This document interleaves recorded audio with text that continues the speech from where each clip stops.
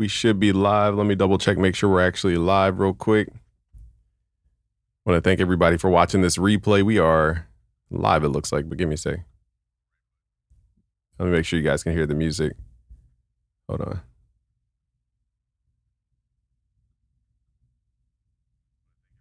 All right, you can't hear the music, so let me, can you guys hear that? Should be able to hear it. Chat, let me know if you guys can hear the music or not.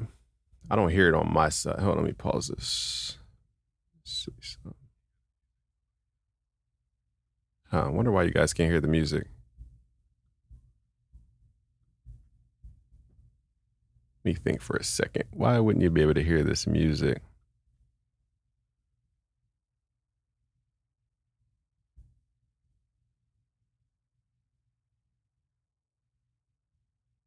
Really trying to think.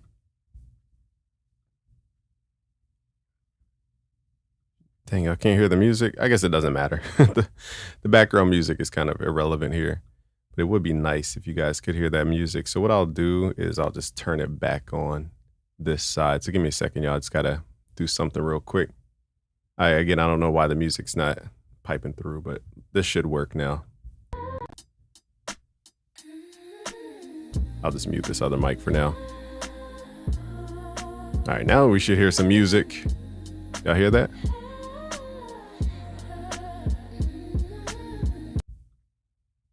Okay, now the music works. Okay, so I don't know.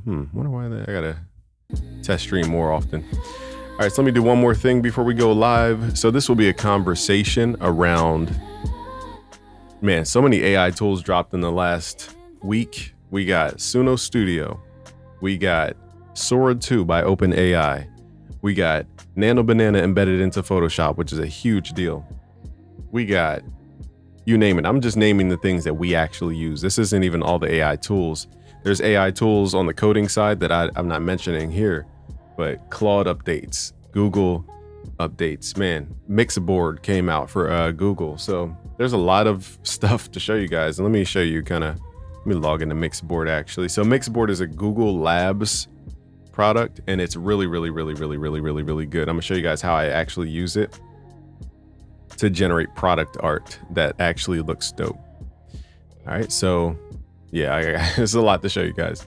So I want to thank you guys. Just smash that like button as we get into this conversation. Again, the conversation is to see the sentiment and kind of just answer objections in real time. I'm not here to convert people to using AI tools. That is the last thing I'm trying to do. But I do want to address, there's a lot of people who are against AI and it's just ironic to me. So I want to definitely address some of those thoughts. Ignite is in here. All right, so we're good to get to rocking. So I wanted to show you guys the new platform called Sora. So Sora 2 is very difficult to get into. And the way I got into it is via Discord. So I want to thank Matt Vid Pro AI. He has a Discord. And in his Discord, he had a section where people were sharing their invite codes. And basically, I got an invite code from his Discord. And then what I did was I shared my invite code to his Discord as a thank you. So I invited 4 more people to the platform. And I think we only get 4 invites. So the invites are gone. But you guys had a chance to get those invite codes in our Discord. Our Discord is pinned to the top. It's discord.gg/busyworksbeats. So what I did not realize Sora 2 is, I showed you guys more of the cinematic version of Sora, which is if you have the Pro plan, I believe it gives you like HD video. So actually, let me load up another tab here to pull up those examples. Sora 2, because they have an actual page where they dropped it. All right, and then we'll go through just some examples as a recall. But that version that we saw was, of course, the highest version. So the version they have out right now for the masses is not the highest version, but it's still unique and it's still fun. Vulgar Beats is here. What up? Is that, I can't read your name from back here. Relic says, I still have one more invite for my code. Yeah, if you have any invite codes, put them in the chat. That's a great way to grow this community, because what it is about Sora, I want to start with Sora because it's the most mind-blowing thing, because it transforms. It's the same effect as, you know, the way I look at Suno Studio, for example, is this is a whole different category of stuff. This isn't competing with FL Studio. It's not competing with Logic. It's in its own category. And I want to say it was Lanewood Studio that gave it the right name, which is Generative Audio Workstation. That's how I look at it. I don't look at it as a DAW just yet. I look at it as a whole separate thing. And that's what it is to me. And I showed you guys my workflow with Suno Studio. We had a lot of new folks come to the channel. I want to thank you guys for hopping into our channel. There you guys go. A Discord, Sora 2 invite, just like that. I want to thank you, Relics, because it means a lot to share that code. So I really do appreciate that. So anybody who's interested, Relics just gave you guys a code right inside the YouTube chat. What you do is you go to your app store on your phone and you download the Sora app. Very important to download the app because it's a whole, basically, I'll say social media, but it's not, again, it's a different thing. Okay, so let me just kind of show you guys the wow factor first. So I'll say it's a TikTok-like platform, but that's just visually speaking in terms of how people use it. It's not the same use as your traditional social media. Because what is social media? Before we hop into what Sora is, let's just break down to fundamentals. Social media has become people flashing their Lamborghini, flashing their money. It's like, we don't care about your money anymore. We don't care about your Lamborghini. We don't care about you standing in front of a jet. We don't care about you standing in front of a Bentley.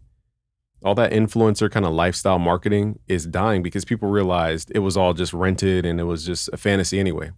So all that passive income lie and all these courses people were selling just based off of like, you know, live off the grid lifestyles and all this type of stuff. That's all a sham. And they were lied to and they realized that very quickly. Redlick even put in his code. He says, I have invites open for anybody, have fun. Thank you for that. Wow, you guys are so giving. I want to thank you for that because it feels so good to be like, when you see the platform, it won't make sense until you get on Sora, the platform. So I recommend you guys go to the App Store, download Sora, the app, okay? And then use one of these invite codes if you're lucky enough, okay? And then once you get inside the app, it's like a TikTok experience and it transforms the way you look at AI. At first, I thought Sora was going to be a great tool to make our beat videos to market to people. But now I'm looking at it in a whole different way. Okay, so let me make sure you guys can actually hear this audio. I forgot I got to pipe in the Google audio too. So let's make sure you guys can hear this. Okay, cool. All right, so what I've used my actual profile to do is put up comedy skits. I'm not talking about beat making. I'm not giving tips on vocal mixing. I'm not using AI to replace myself. I'm using AI to tackle the situations we would be in as a music producer, as an artist, as an engineer. What would we have? Like it really focuses on the comedy aspect. I've noticed about this app because you can't go in there and record your screen and show people tips. You have to generate it for the most part. And so because you have to generate it, you just create a whole different type of content. Lo-Fi says, what will be the future of the music industry with these AI music tools? So that's a great objection and a great question. And let's start here before we get into Sora, because there's a lot of pushback with AI, but let's put it this way. Are there producers better than you? I'm just going to ask questions. You guys can answer it in your head. Are there producers already better than you? Are there artists already better than you? Are there producers selling their beats for less than you? Are there producers selling beats for more than you?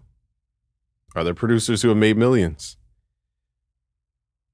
Are AI tools, publishing music 10x faster than humans? Has any AI music blown up to mainstream?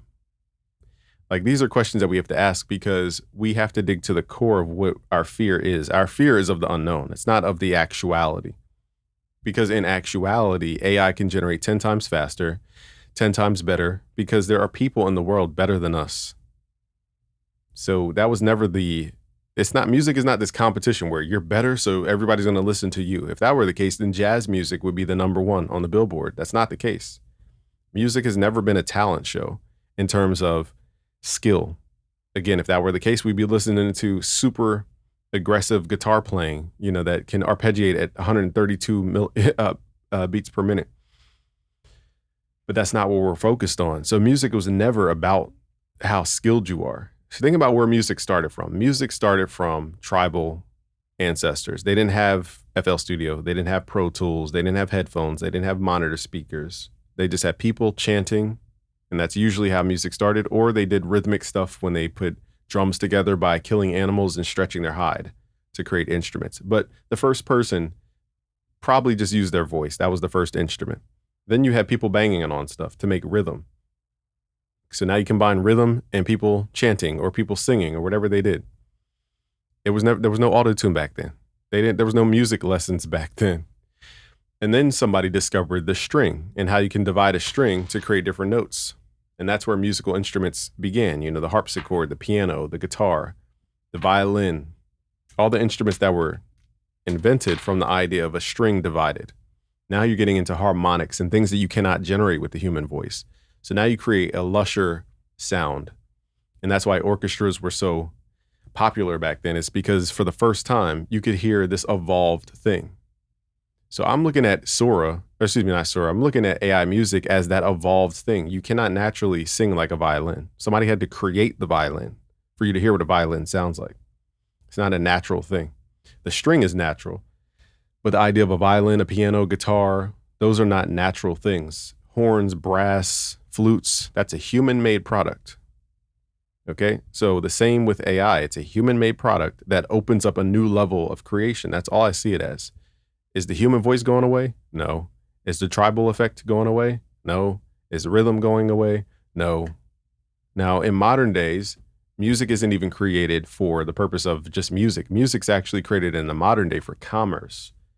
When you hear, Kiki, do you love me? Or if you hear, who's calling my phone? They're doing that because they're trying to get an Apple sponsorship. They're not doing that because it sounds cool.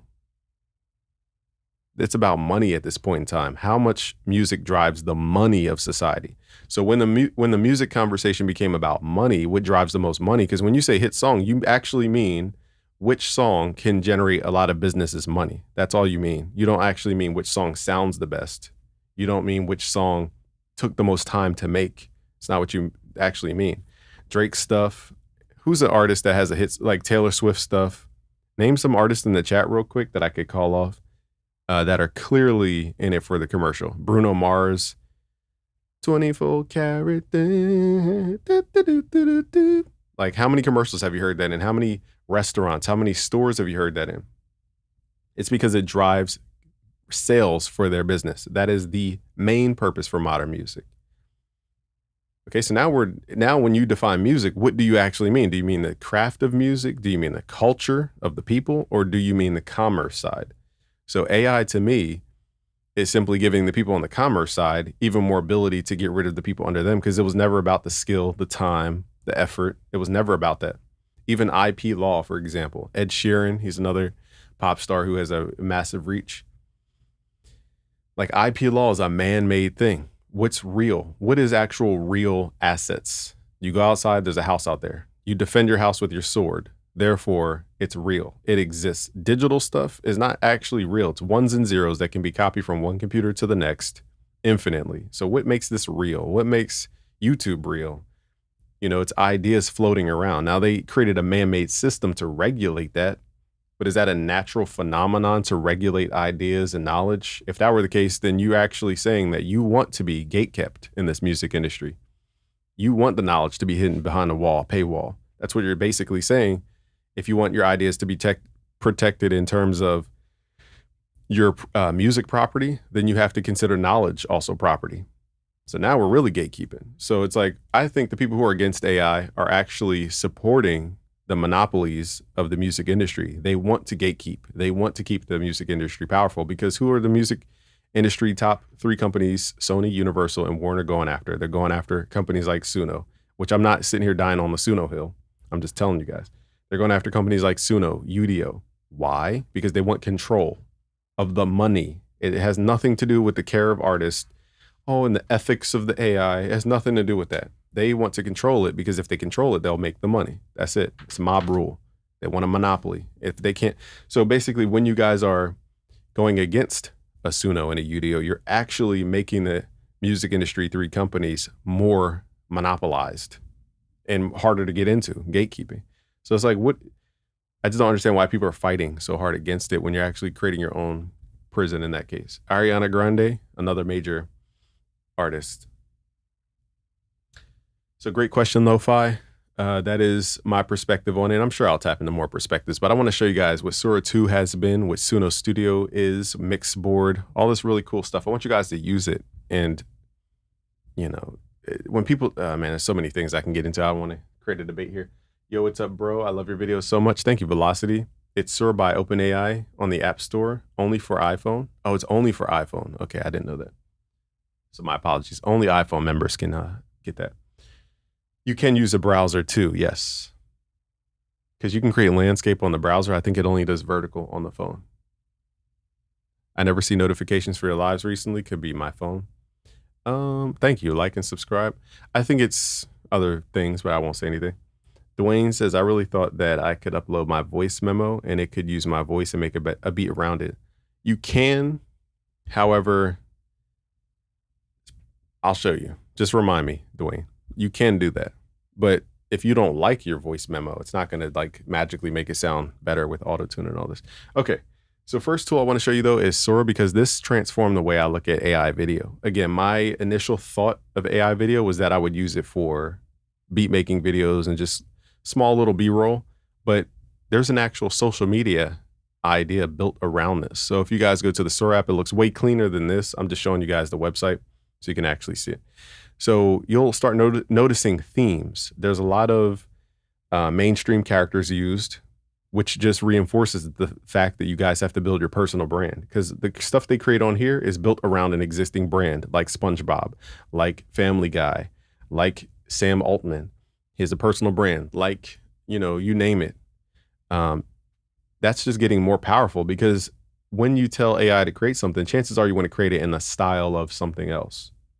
And so that's called personal brand. So anyway, let's play a couple of videos. I haven't watched these, so it could be as random as I want. So it does audio as well, which is really unique. How does this app impact your mood? How does this app impact your mood? Negatively, because of the guardrails. So people are complaining right now because of, if you type in certain characters' names, it will block it. And somebody made a funny remark. They said, here's the system. Sora will allow people to create in the style of until said company or said personal brand or whatever contacts them and pays them to remove their name from the system. I thought that was genius, actually. So I think, now this could be hearsay, but somebody said Nintendo. Let me double check this before I just blurt it out. Let's say Nintendo pays OpenAI to remove their likeness. So you guys have heard of NIL deals, name, image, likeness. That is becoming one of the most valuable things in this AI culture, because again, what defends something from being duplicated infinitely? It's your personal brand. Okay. And if you allow these companies to use your personal brand, not your style, but your personal brand, your name and your everything else, it says, based on recent reports in October 2025, Nintendo has not paid Okay, so maybe somebody made that up, but I thought that was pretty genius, very mob-like. But maybe that was just hearsay. Never mind. So I don't want to say that as a fact, but that would be genius though. Relic says, when prompting for a video, click add yours. When prompting for a video, hit add yours. You can upload your Cameo, Dwayne, and oh, you're giving instructions. Yeah. So basically, the way you sign up to this app is very unique. They have you do an intro video. They call it a Cameo, where you scan your face. You don't have to do it, but I'd recommend you guys do it, because what you do is you scan your face, you turn your head left and right like you do for any other credit card company. You look up and down, okay, and then, or bank or whatever, I mean, and once they have your profile of your face, it creates I'll say a likeness bubble, okay, which, you know, see, anyway, because this company is owned by Microsoft, they're being very safe about how they go about stuff. So what you can do is actually at yourself and have other people at you and add you to the video. Now you'll realize very quickly that nobody cares about you because you don't have a personal brand. So it doesn't matter if you put your personal brand on here in your face. What it actually does, in my opinion, is it verifies that you are actually you. So in a world of what they call AI slop, funny enough, AI is the thing that's actually making sure that we are us, if that makes sense. It's a real person behind this, because in other words, you can't create this Cameo feature unless you scan your face in. And unless you're a real human, you can't scan your face in. So this platform is actually proving that people exist, unlike modern social media, where as long as you have an email account, you can make an account. Doesn't mean a person's behind it. So funny enough, AI is the thing verifying that we are people. It's crazy. So let me just show you guys where I started and then how I kind of changed the content on the channel. So here's one of the videos. I gave it a picture of myself and said I want to be music producer president or something like this. Came from busyworksbeats.com. I'm running for music producer president, and I am here to unite the producer community under one flag and one mission. Join me in my pursuit to create new game from busyworksbeats.com. I'm like screaming up, game from busyworksbeats.com. So that's the first video that I made, and I didn't know any better, so I just made. So after that point, I was like, okay, it's cool seeing myself and everything, but I wanted to create skits and scenarios because, again, I can't just film tips and quick little things about FL Studio. I have to generate it. And it's the only way to go about this platform. You can also upload a picture and then have it create a video. But let's go to my second video. Just came from the side where the nights get cold, put the weight on. Yo, music just died, bro? Yeah. FL just crashed mid-take. It's not you. Seriously? I was I in know, the pocket, I know. man. Give me a sec. Gonna reopen the session. Autosave's got us. I came from the side. A little corny in terms of like the approach, but the prompt was music producer using FL Studio about to record a rapper, and mid-verse FL Studio crashes and the music producer has to explain why the sound went off. Now they're doing all this in 5 seconds. I'm pretty sure it's 5 seconds, not 10 seconds. Now imagine if this went longer, and that's the next step of AI video, is just generating longer clips. I think right now you have to piece together all these 5-second clips, so it's hard to make long videos. But when the threshold increases in terms of time, it's kind of like the time when in music we went from the ASR10 and the MPC that only had like a small amount of storage space to when we now had terabytes of external hard drive space on our hard drives. That's going to be the difference in the coming future, is how much space we can utilize, and that will transform the way we actually make content, in this case using AI content, I should say.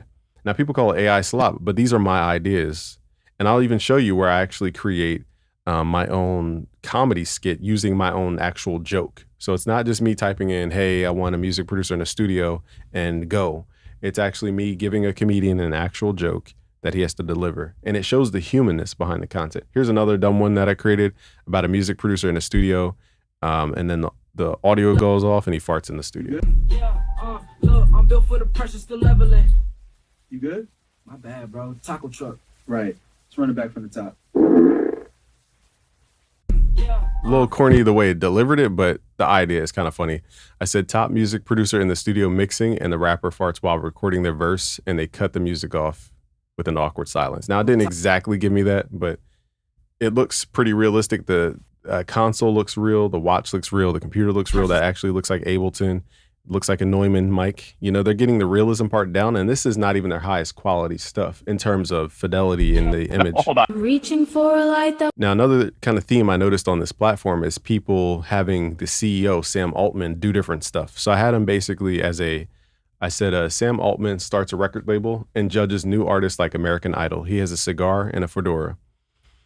He laughs when anyone tries to sing and interrupts their performance and laughter at how out of key their music is. So the AI generated the singer and like the whole set and everything. Everything looks realistic in terms of general like objects and subjects. Now here's where I started getting into the joke side of things. All right, so I took a Patrice O'Neal, RIP for those who know. Patrice O'Neal was a comic who passed way too early in my opinion, but you know, life caught him.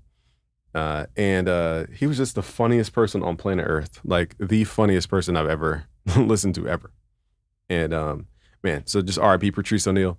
So I took one of his stories that he told about being a football captain, and he huddled up his team, and I'll read the prompt here.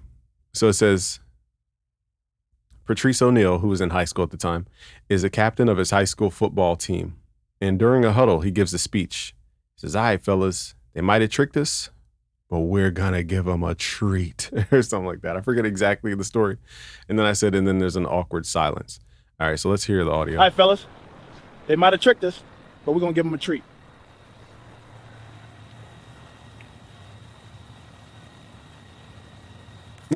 So it was kind of dry humor, but at that point, I think I realized very quickly, oh, I can turn this into a setup and a punchline, aka a comedy skit, because you only have 5 seconds. You don't have 10 minutes to be making these AI videos.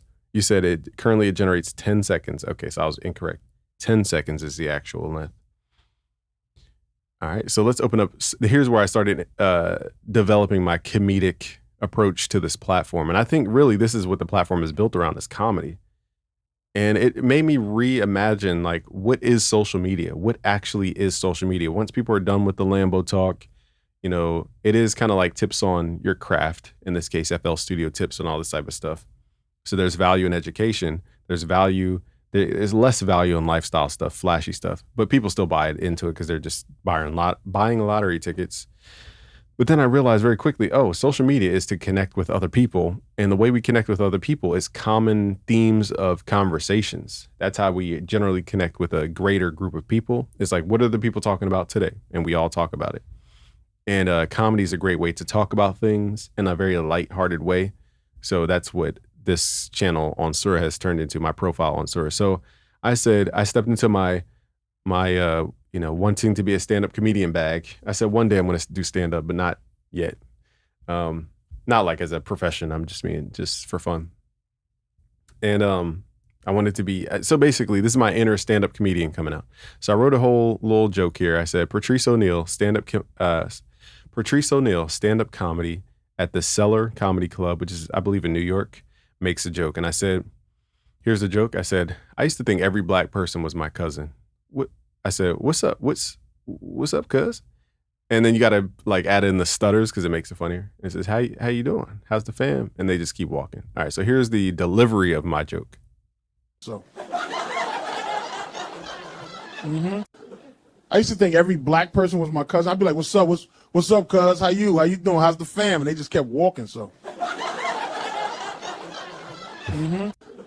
I used to think every black person was my cousin. I'd be like, what's up? What's up, cuz? How you doing? How's the fam? And they just kept walking, so.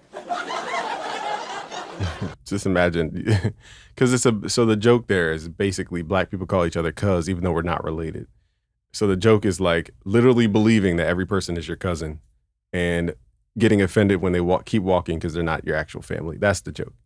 But what this is showing me is like how quick you have to deliver a setup and a punch. So I'll just go through. Why is black church an actual exercise? Instead of exercising demons, we exercise.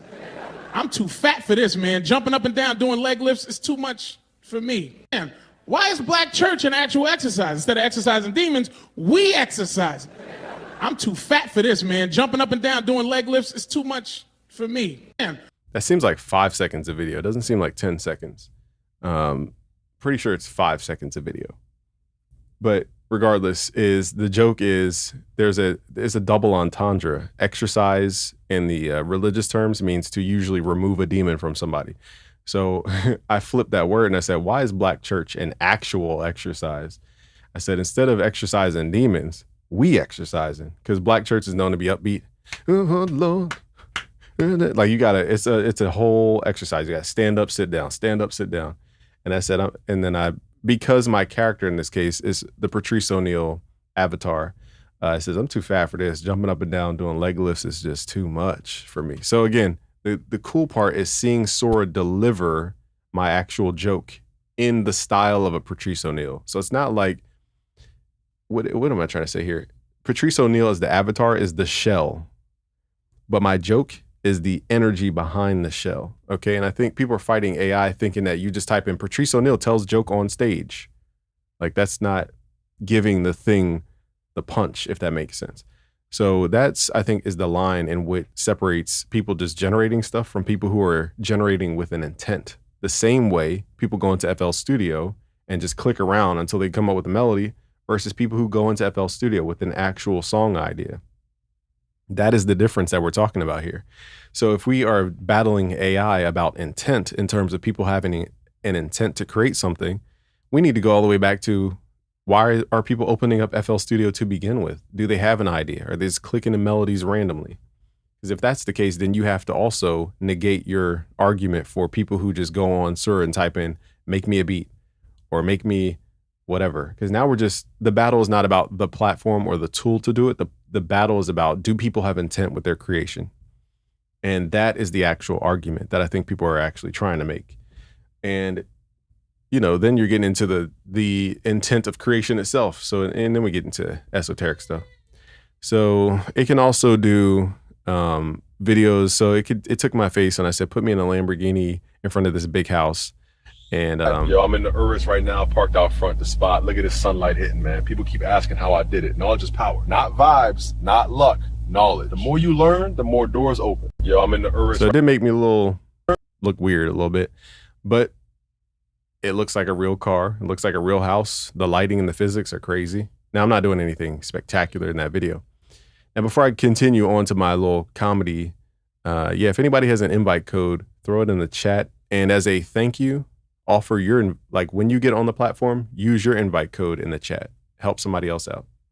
That way we can build a little chain of invites to get everybody on there. So I want to show you guys some examples from the actual website in terms of their HD stuff that they showed. Now, as you guys saw, we're using it as a social media quick clip, quick punch. Doesn't have to be super HD, but that's how we're using it currently. Now, the Sora 2 that they advertised is more of, they're trying to like make it look like we're going to create YouTube videos and movies with it. So this is, I believe, their Pro plan can do more HD stuff like this. So I just wanted to make a clear distinction between the two. And my son's outside the door, so y'all, if he gets too loud, I got to grab him.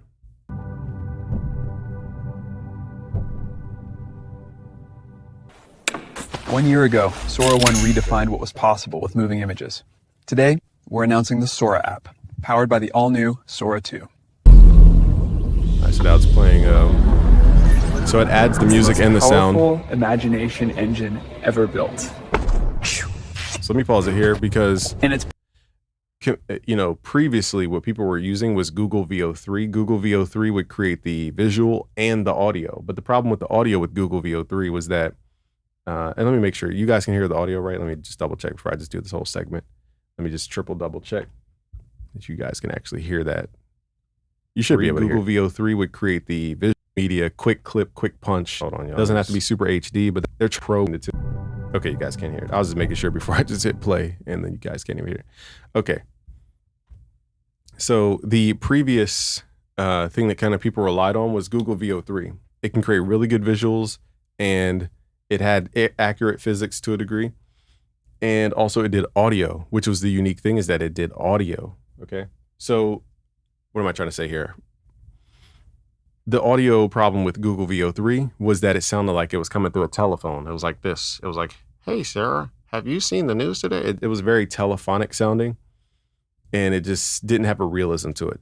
But these videos not only add audio, it sounds like it's not processed through a daggone telephone filter. And also, too, it perfectly matches and fits the scene with anything you guys ask for in terms of music. So I'm curious where they got that from, but Packed with new features. I'll pass it to Bill for more details.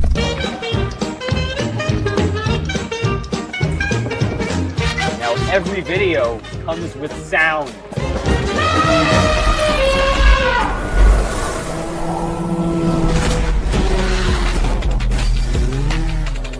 Sora 2 is also the state-of-the-art for motion, physics IQ, and body mechanics. Now, okay, like I said, they're showing videos that are long. They're showing this whole cohesive scene. But again, on the platforms, when you generate, it's not this long. And it's also not this HD. I think this is only the Sora 2 Pro version gets these higher quality videos. But even still, it's a length problem. And I don't mean problem as a negative. I mean, that's where the restriction is. So what I see this being used for is definitely advertisements. People are going to be using this to create all types of ad creatives. And this is where, again, it's the line of what makes content content. Because if you guys get behind the hood, if you've never run ads, you don't understand how much variation you have to create. So for example, one ad might have me like, you know, let me switch screens. I can't see myself. So for example, one ad, my background might be blue. Another ad, I'll do the same pose like this, or like get your free thing. And then one ad will be my background's blue, another one red, another one green, another one orange. You have to change out all these micro elements of what we call creative. And that has always been the success of an ad, is usually based on how many variations of a creative you create until you get to the variation that actually gets a big response. And so I think the problem is people are putting this argument around passion and creativity and all this. That does not work in the commercial world. creativity gets the spark going and it gives you a hunch in terms of resonance, but delivered consistent results is not a creative art. It's a technical art. So like I said before, when you guys are talking about hit songs and who mixed this song and who mastered this song, they're trying to find the process that always works to give them the consistent result. You're not trying to creatively deliver a master that's -6 LUFS today, and then tomorrow it's -18. Like, that's too dramatic of a difference in your quality. So even in our creative arts, there are technical benchmarks we add, meaning things that don't normally change very much. And because of that, we are actually removing what we call creativity. So when people make the creative art, I go, okay, but what music industry are you talking about? You talking about the music industry of creativity? Well, in that case, don't expect any money from this. Don't expect anything but adulation from your peers. Because that's a game of, like I said, jazz would be at the top charts if this were about skill in music. Jazz is not in the top spot.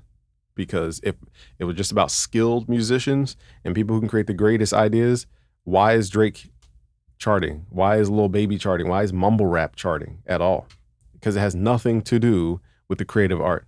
And when you try to blend passion and technicalities, that's when you're getting left brain and right brain confused. They have to go in tandem with one another, not one dominating over the other. So I think people are asking for the right brain creativity to dominate the left brain technical processes systems. Systems will always dominate the world, period, because it creates the path of least resistance. Creativity, its job is to create more variations, more iterations. And what's more creative than having an AI generate 10 iterations of what your vocals could sound like this? That's the definition of creativity. But people are actually fighting real creativity with human restriction. So that's where the argument kind of falls apart. So let's continue this video. Forward in realism.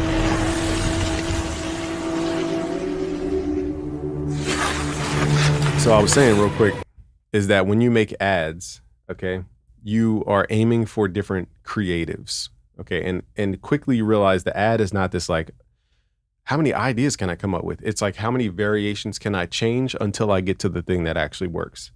It becomes very much less creative and more about just iterating through stuff. So that's where I see Sora 2 being this version of it, whatever this version is showing us, like the top version. This is not what we're seeing on the app. So this must be either pro version or some, I don't know what they're using here. But this is the version that will definitely help the average person make a $10,000, $100,000, $500,000 commercial in a matter of seconds.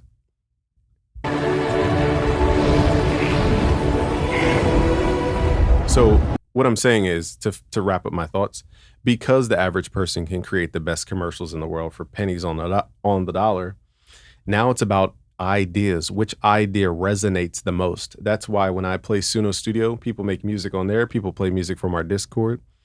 I'm listening to it like it's a real song, because it's not about the song made by a human. Because if that were the case, then you have to completely negate the argument about splice loops, any one-shots, okay? Because they weren't making the one-shot for your beat. They weren't making that guitar with the intent that it would land in your beat. They weren't making that piano loop with the intent that it will land in your beat. So if that's the case, if the argument is all this human involvement, I need humans on every level, it just goes back to the idea of, okay, Dr. Dre has an idea. He goes to the studio. Do you think he plays every instrument in that beat? No. He has top-of-the-line musicians from all around the world. But what makes a producer a producer is because their ear is what people say. But is that really what makes a producer a producer? Is just the value of curation? Then anybody could be a producer. As long as they say, oh, this is good music versus that's not good music, then anybody in the world can be a music producer, which is fine with me in terms of definition. But I think the people who want to separate and act like they're so much better than everybody else, they go, that's not a music producer. You know, you have to be skilled and play all these instruments. I go, okay, does Dr. Dre play the piano on his beats? Does he play the strings? Does he write the sheet music? Does he play the chords? Does he perform the samples over again and then resample it back in? No. And if you consider him the best music producer in the world, or one of the best, then we need to look at the true definition of a music producer. And if it just means human contributed content, then you have to go to the source of, okay, if I'm Dr. Dre and I have some guy who's on a guitar and I say, okay, play in this style. I'm prompting a musician That's what I'm doing. I'm giving a musician a prompt. They process it from their human brain and give me what they think I might like. Dr. Dre may correct a note here and there. How is this different, first of all, from the process of Suno Studio? I'm prompting Suno Studio. Hey, I want a guitar that's in this style. Oh, I don't like this one note. I'm going to highlight this one note. I'm going to ask Suno Studio to change it and replace this one note. It's the same process. It's just the machine you're using is human. But what makes a human a human? Like, really ask that question. What makes the human processor or the machine or the computer better than an actual GPU that can give you your actual intent? The problem with the human, or what makes a human, is flaw. If you look at DNA on a core level, DNA mutates, okay? Mutating means it does not replicate the same exact way every single time. And through flaw, via mutation, negative flaw, I should say, that lead to positive results, this is how we actually create progeny. This is how we create variation in phenotypes and all types of the Punnett square. You guys may have studied the Punnett square.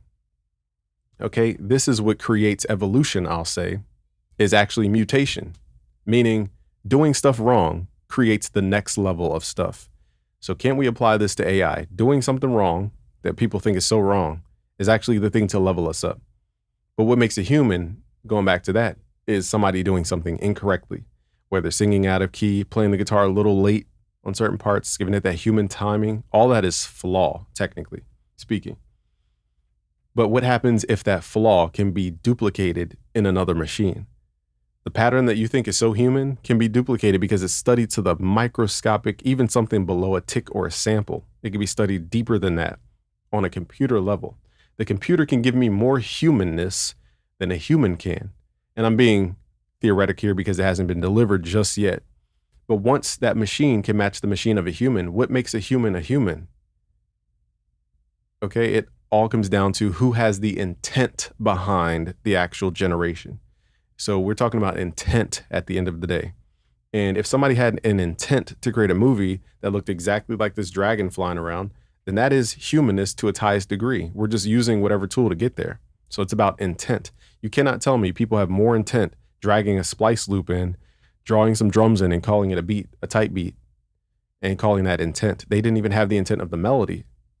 So if we're making an argument against AI, we need to completely remove every loop in our library, every one shot. You need to literally strip your entire history of any argument made about intent. No click the melodies, no music theory, just randomly guessing, because you had no intent behind that. Okay, so it's about intent. Just wanted to have that little thought process here for you guys. And we're introducing Cameo, giving you the power to step into any world or scene and letting your friends cast you in theirs.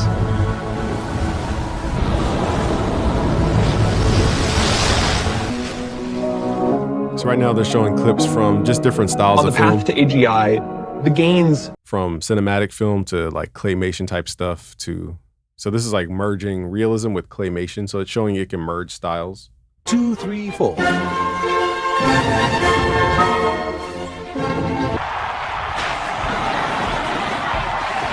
So here they're showing the physics of the duck splashing, and it also knows, it remembers its consistency in the theme, and it also does background images very well. All the background people look like real people; they don't just look like blurs.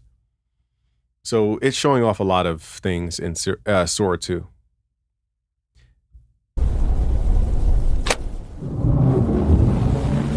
Also, a lot of cameos by some of the staff in these videos as well. So they showed so much in that thing. They showed it could create movies. It showed it can create car commercials. It showed it knows the physics. It showed it knows consistency and memory. It showed, so let's go to a couple other ones and then we'll tap into you guys' thoughts. I don't know how to make this one full screen though. That's the only, how do you make this full screen? Open video, new tab, I guess. Ready when you are. 3, 2, 1, go. So here it's doing, a dude is doing a backflip onto a surfboard. Dude. So it's a little glitchy, I guess, because you all right? I'm good. We're accessing the file directly. Ready when you are. 3, 2, 1, go. So it even knows that when the dude is pressing off on the surfboard indents. It shows his fat flabs. It shows Dude, you're right. The water rippling. Now, again, as the quality the highest in the world? Not necessarily, but if you film this on a phone, I don't see much difference in terms of quality outside of some detail. So that's just a matter of just a small amount of detail. I'm sure upscalers can be used as well.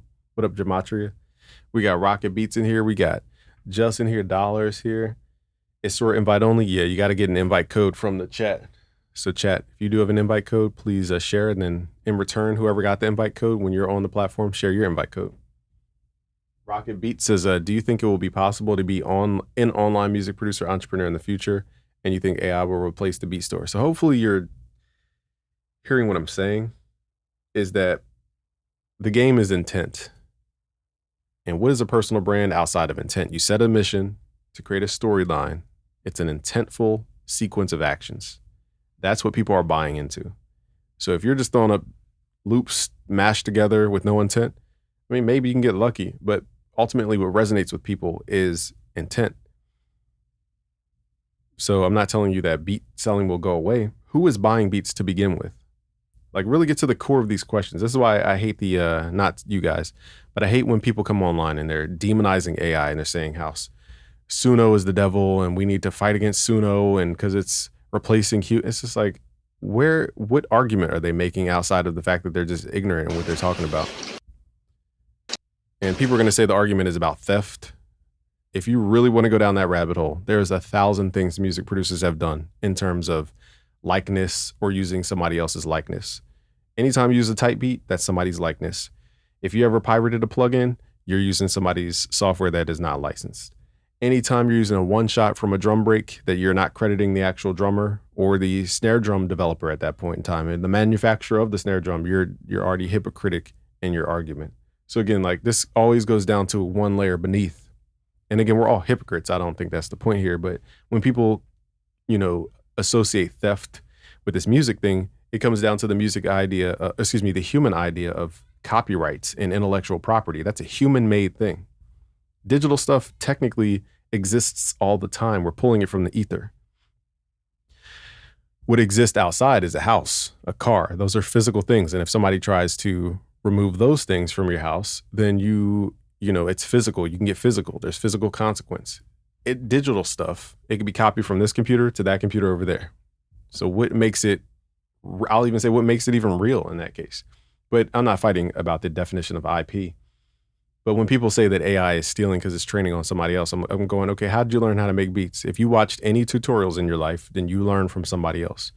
If you are making a type beat that even sounds like somebody else's beat, you are therefore doing the same exact thing as the AI. If you are creating in the style of somebody else, even if you're producing from scratch and you have no type beat tutorials that you watch, let's say you're a music industry producer, but you're producing for Britney Spears, well, guess what? You're creating through the lens of Britney Spears. Therefore, you had to reference something about Britney Spears. And Britney Spears didn't come into the game just as Britney Spears. She's trying to sound like the music that already exists. There's always a likeness chain. We don't just make stuff randomly and throw it out there. We're trying to sound like what everything else sounds like. If that were the case, you would be in 1912 time signature. You'd be out of key. You'd be, doing all types of crazy instruments around the world if you truly wanted to be different. But no, you're using 4/4 timing, which is a Western concept, really. Chances are using a major and minor scale. Again, a lot of Western ideas. So you're already doing something like somebody else. So when people say they're stealing, I'm going, okay, but you are doing a type beat channel around somebody's likeness, and then you're using the same exact instrument somebody else has used, just in a different way, slightly. So, we're all, when you keep going down layer and layer and layer, you're like, oh, why am I fighting myself, basically? Okay, so here's a video that shows off the physics. Now, what AI video used to get very wrong, when they would do flips or spinning, it would just glitch out, like it would just look crazy. So they're basically demonstrating with this video how the physics engine or whatever they're using to model physics works. Ladies and gentlemen, full axle with a cat balance. 1, 2, 3, spin. So it even shows her about the fall, shows the cat fell, it shows the cat twisting on her head, it shows her twisting. So it's like many layers of that physics problem that they used to have around spinning and consistent character development. Now, again, is this the video we get with the free to access Sora? No. I think it starts on their $200 a month plan to get this like HD video approach. But even still, I think some of their videos are clearly cherry picked in terms of, actually, I don't know because I've never used the pro version. So what we're going to do is just kind of eyeball the rest of the stuff because there's a lot to go through. Here again, they're showing the physics of a man and all the muscle movements of a horse, the realism. They're showing the fact that the man can balance until he falls. So there's real life consequence. It's not like a perfect riding a horse until the horses ride off. It shows flaw.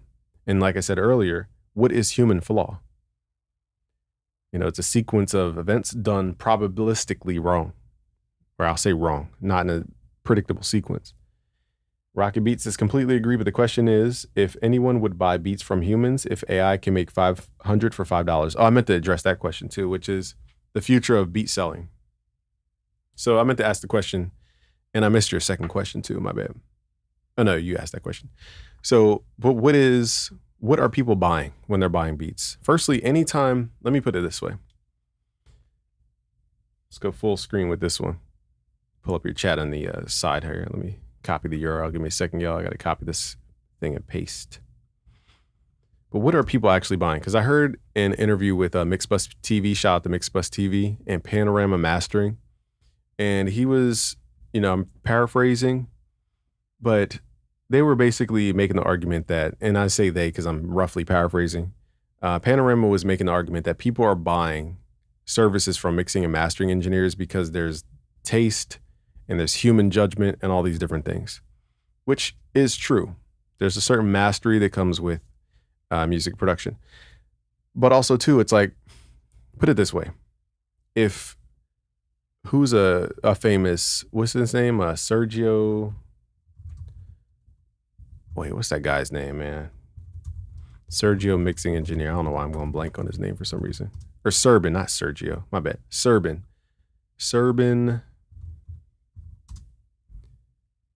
Guinea, or Serban Guinea. I don't know how to say his last name. Serban Guinea. So for example, if Serban Guinea is the best mixing engineer in the world, and then he's doing that until he's 1,000 years old. Okay, now there's no more Serban in the world. Okay, who's the next Serban? What I'm saying is, people who have a mastery, they usually train up an apprentice. The apprentice carries the craft from where the master left off and becomes better than the master.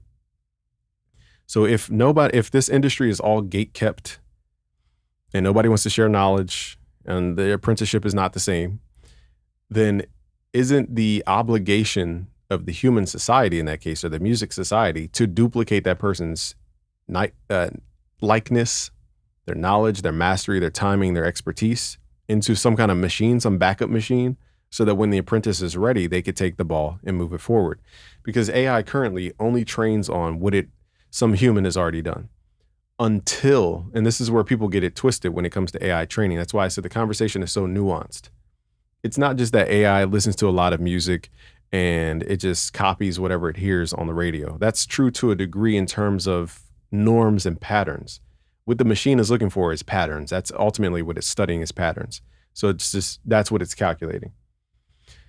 It's not chopping a bit from your beat with the kick and chopping a snare from over here and chopping a hi-hat from over here. It's actually looking at patterns of data in terms of ticks and samples and frequency content. That's what it's actually generating from scratch. It's using noise to chisel out, and let me do this in my DAW real quick. Actually, it might be too geeky, never mind. I did a video about this, but the same way we go S, and then you start to shape your mouth, S, hear tone start to shape, and then S, and then you get a whistle because you're starting to zoom in out of the noise to a very refined frequency. That's what AI is actually doing. It's not taking your snare from the Young Chop snare, combining it with a hi-hat over here, taking your 808 sample, combining it with a melody loop from over here, and then putting that together. That's not what AI is doing. It's looking at, literally, it's chopping up the snare into 1,000,000 pieces. It looks at every single frequency in the harmonic structure. It knows all the changes in the patterns. And what it does is it takes that general sequence of calculations and it recreates it using noise until it chisels down out of all those frequencies, which white noise is everything. It takes that noise and it chisels out the harmonics manually using whatever process of math they use. That's what it's doing. And I'm saying all this to say that if that is the process of building tracks is from noise, it's not copying somebody, technically speaking. If you want to get to the what is copying, copying is doing exactly what somebody else did in the same exact sequence, in the same exact whatevers. So like I said, when the top mixing engineers never create their apprentices, okay, it's the job of us to at least back up that knowledge, or else the knowledge is lost forever. Now we got to go back to negative 25 LUFS standards.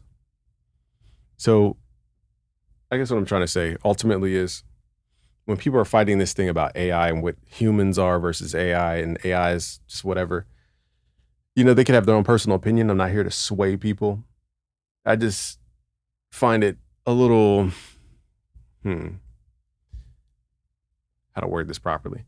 I feel like people are just seeing AI as a threat, trying to understand how to keep their business alive. And instead of just addressing the rabbit, you know, the elephant in the room as to what is their actual business, they'd rather just demonize something to try to keep it further away. That's my opinion. And then nobody's really making a solid argument as to why AI should be stopped and why it's this impeccable thing. Because like I said, when you have an apprentice, the apprentice does exactly what the master teaches. So how is that human better than a machine who studies your patterns? It's the same exact thing. That's where neural networks are coming in. But people, again, they don't understand that AI is not just saying, okay, this song's at -8 LUFS, let me copy. It's looking at all these microscopic pieces until it generates a thought. They use something called autoregressive technology. I don't know why this website's lagging so much. Let me refresh. So they use something called autoregressive modeling. In most cases, they might have a new way of doing it now, but what they'll do is they'll generate a sample point, just a point in time. And then what it will do is look backwards and it will try to predict the probability of the next point. So if we're on point number 2, for example, it will look at point number 1 and go, okay, from my calculations from how point 1 went to point 2, my estimation is that point 3 will be here. That's the same thing you're taught in business school on how to calculate the price of a stock. It's all calculus trying to predict the next sample point. So it's the same exact thing. So what I think people are demonizing is the idea that they can't comprehend or control AI. And again, like I said, if an apprentice is literally a copy of a master, what difference is a human doing it versus a computer doing it? We're both technically computers. So what is the humanness of something? And again, it all comes back to intent and flaw. But what is flaw? Again, it's just a probability of errors, I'll say. But what do you consider an error? Something that's not intended, okay? So that's how I see the future of audio. I don't think it's a thing. I don't think, like I said before, my argument with the future of audio, AI exists now. Have music producers gone out of business? What are the top music producers doing? They're hiring other musicians to make the music for them. I'm not saying just click a prompt, make a beat, go. I think that's kind of takes the fun out of making music, but people are conflating fun of making music with the music business. And that's where I think a lot of this confusion comes into play. But when you position your business as the middleman, okay, aka a beat store, a service, mainly services. If I was a YouTube thumbnail creator, for example, and my whole business was to simply do something that somebody sucks at, and I'm just the middleman to do that specific thing, then yeah, I need to have my business tight, because what happens when that person can get more clear to their desired outcome through another tool? I'm just ultimately a human tool. Anytime somebody buys a service, it's a human tool. You're not buying their taste. You're not buying their human flaw. You're buying their expertise at the thing. Therefore, you're buying a desired outcome. I want my mix to sound loud, punchy, and dynamic. I'm not buying human creativity and how you sweeten up the snare with a little 8K. They probably don't even know those words to begin with. So whenever you're selling services, understand, what are you selling? And if somebody can replace you with a person, then you're already in the wrong game. So you need to figure out how to position to where nobody can replace you, even with the same exact human doing the same exact thing. So that requires a lot of business knowledge, USPs, personal brand. I've been saying this a million times. It's about personal brand. Also, too, if we're talking about service companies, a type beat business, for example, is somewhat of a service. You're producing the music for somebody to create a song. So the ultimate goal is to have a song. The ultimate goal is to go on Spotify. They're not worried about the beat necessarily. They're not going, today I need to find the greatest beat and that's all I need to do. They're saying I need to buy the beat because I'm a rapper who can't produce the beat. I'm ignorant of a skill and therefore I have to buy it from somebody else. And my ultimate goal is to make a song to go on Spotify. So you need to figure out a way to not only be somebody's middleman, because eventually, what if that artist learns how to produce? Are you out of a customer then? What are they buying from you? You have to ask these questions. That's why Metro Boomin it's not about skill. When people keep talking about skills and making beats and all this, it's not about skills. Murder Beats, you guys in the chat could probably make better beats than Murder Beats' beats in some cases. Metro Boomin's beats, the same thing. My beats, same thing. I know for sure there's kids in our Discord who can outproduce all of us combined. That does not make them successful in the music business, though. What makes people successful in the music business is like a Metro, for example. He's unique because he has a network. He has distribution. So when people go to Metro Boomin, they're hopping on the album because they know that Metro Boomin he talks to The Weeknd, he talks to Future, he talks to Kendrick. Okay, he's leveraged all these other artists' audiences, and now he has a central location to distribute music to get to all those different fans. That's why Metro Boomin's valuable.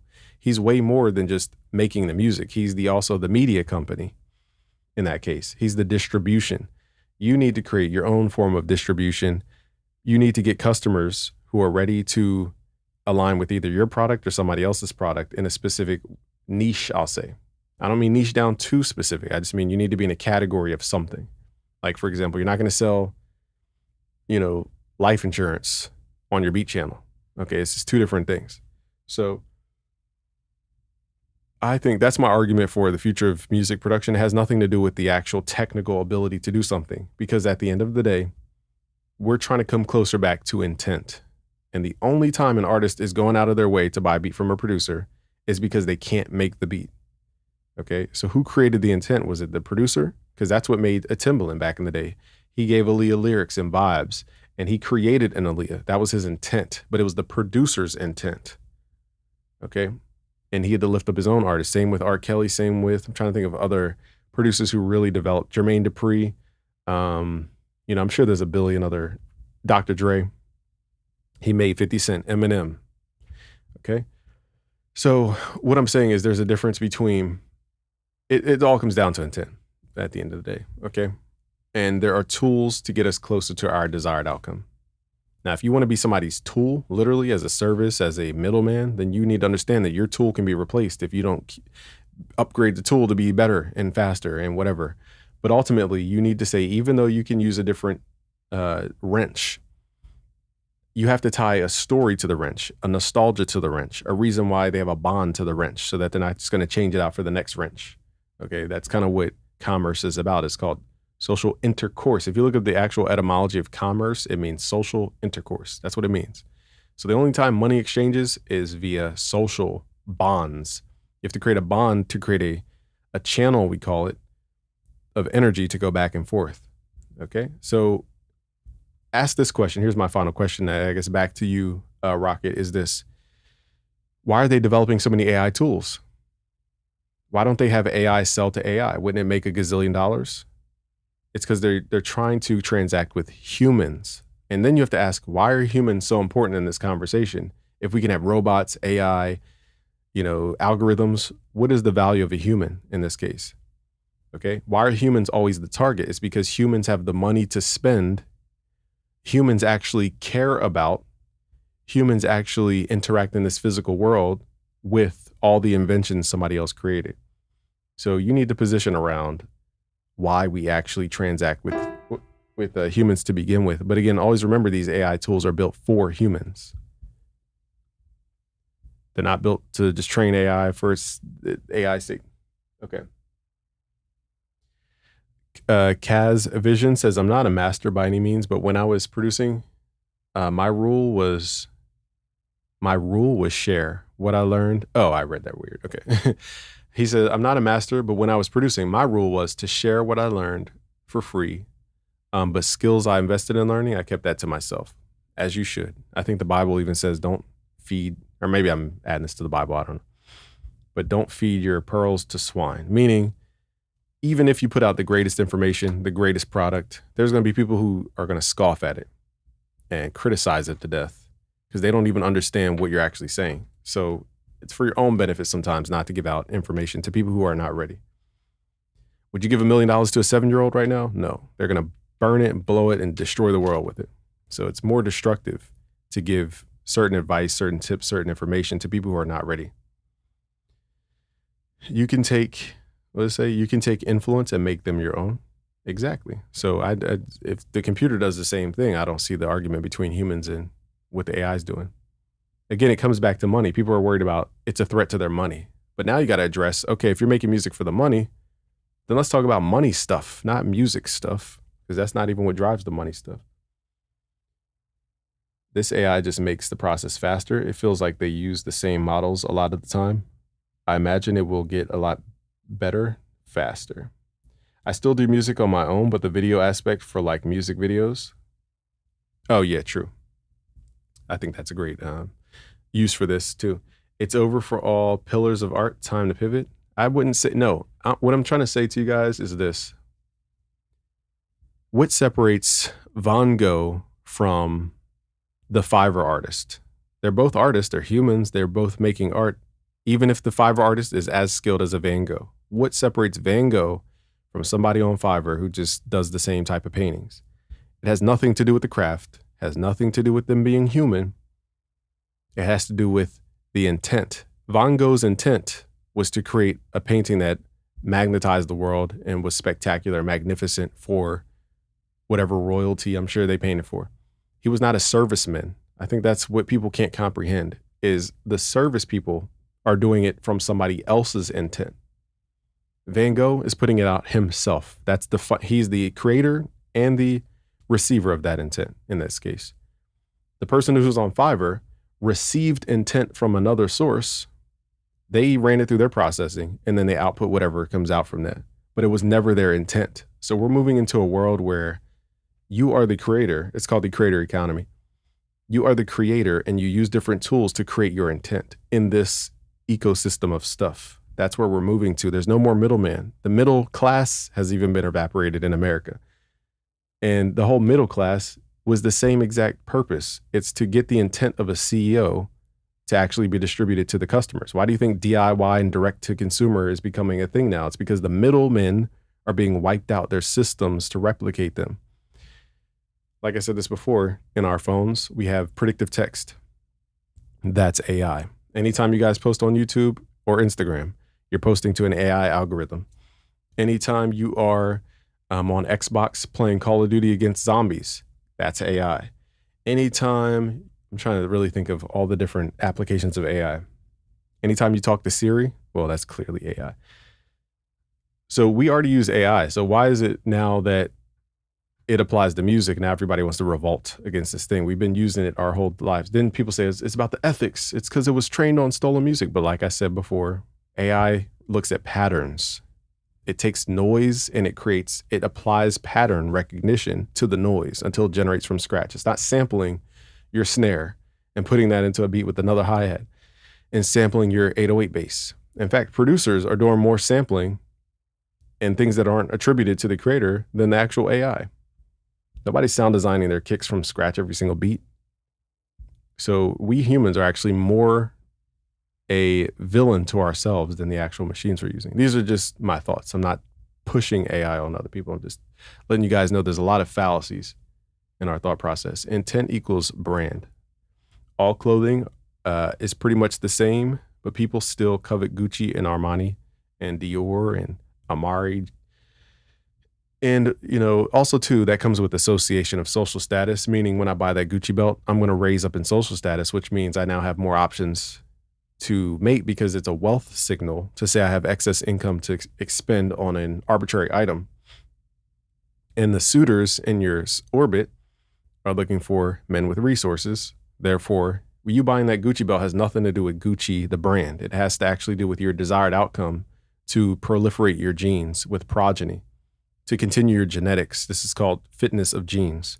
Our first selfish intent of DNA is to replicate so that it exists. And the way you do that is through progeny. And so that's what you're actually buying with Gucci. You're not buying the belt.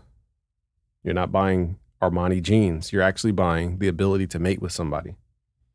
That's what you're buying. You're trying to have eternal life. And that's why it was the greatest salesman in the Bible was Jesus. He's selling eternal life, selling people on the idea of eternal life, because that's ultimately what people are trying to get. And you said intent equals brand. I would say brand is about, it really focuses on association.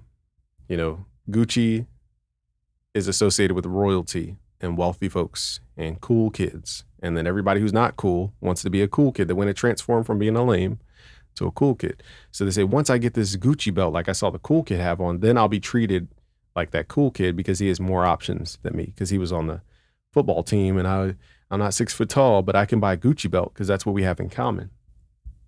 And that's how they sell luxury goods. And also too, luxury separates classes so that people have a definitive distinction between how they should be treated in terms of their genetic survival, because we're all tribal at the end of the day. I wrote a book about this called Game Time at busyworksbeats.com/book. And, when it comes to social status and classes and all this, not only do we have to proliferate our genes, we have to protect the progeny. And how do you do that? It's not just a one-person job to protect your progeny. Sometimes it's a tribal thing. And without boring you guys to tears, even the laws of power talk about this. What is it?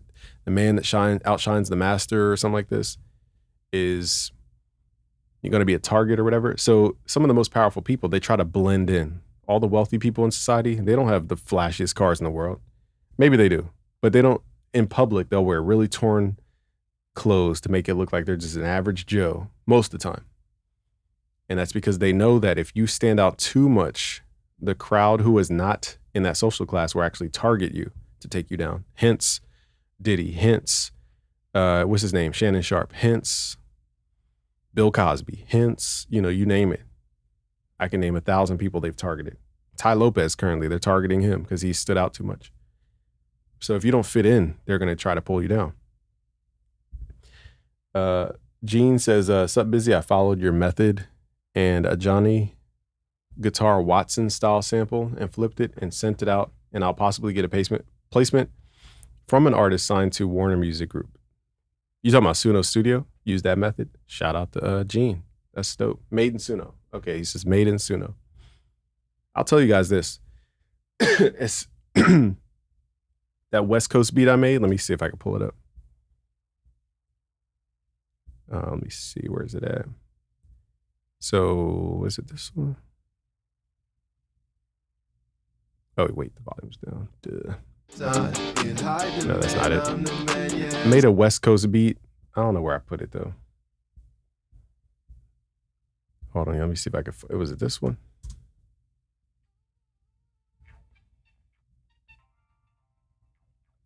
No, that's not it.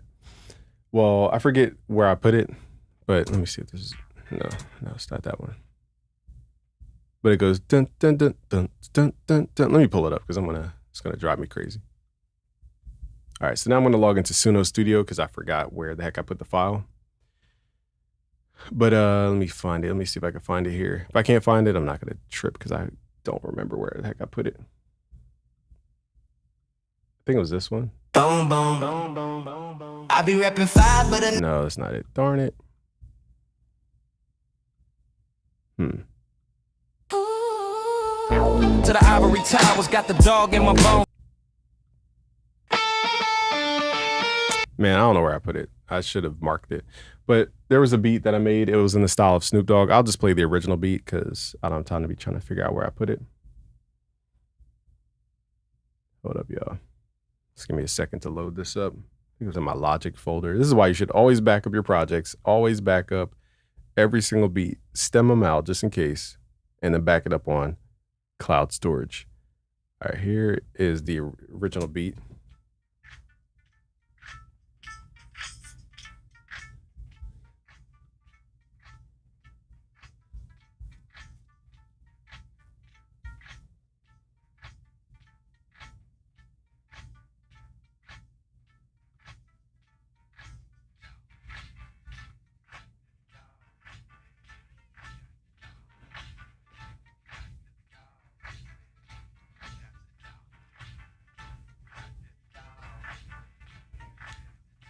So that was the original, and then we remixed it. You said, how can you send me your song?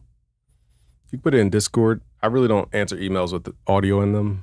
I just move on to the next one. I think this is, darn, I don't know where the heck I put it.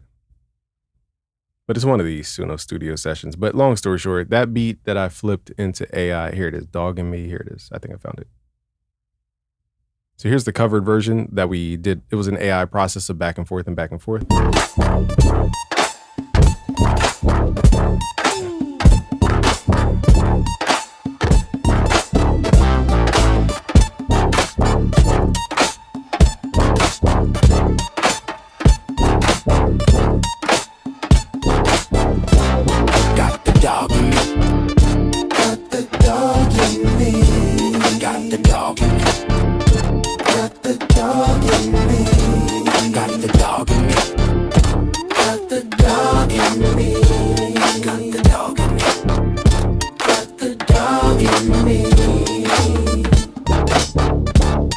Project.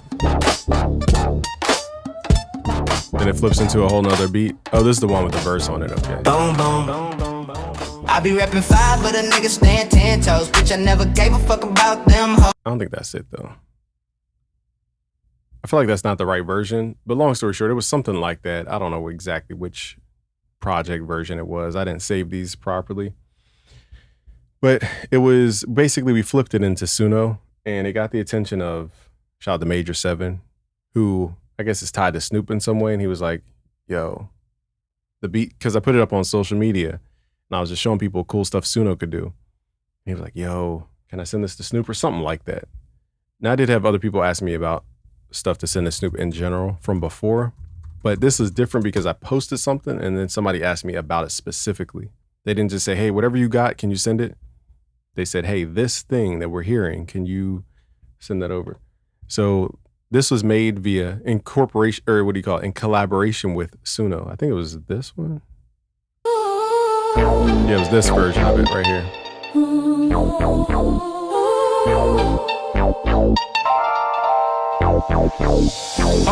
Compton streets to the ivory towers. Got the dog in my bones, cause I can't be childish. Outside wild, 13 years of problem. Hanging with the wrong ones, talking goons and goblins. Got the game on lockdown. Came up way before there was a lockdown. Catch me outside, game holding the block down. A mixture of a Biggie, Shine Nas, and Pop sound.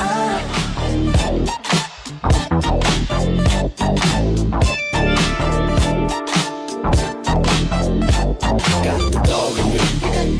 Got the dog in me. You got the dog. You got the dog. Got the dog in me. You got the dog. You got the dog. Got the dog in me. So when people tell me AI music, oh, it's just whatever, I'm like, all right, let's look at all the human stuff that went behind this. Not that it even matters how much humanness went behind it. So I had to create an original track, which this is all original in Logic Pro. We made this beat on a live stream. Okay, so you guys saw me make that in Logic Pro. I fed that into Suno. We had to, I think we had to remove the vocal and then add something back. I forget exactly how we did it inside of Suno Studio. Then we merged two different songs that it generated together. Then I had to mix these to sound cohesive.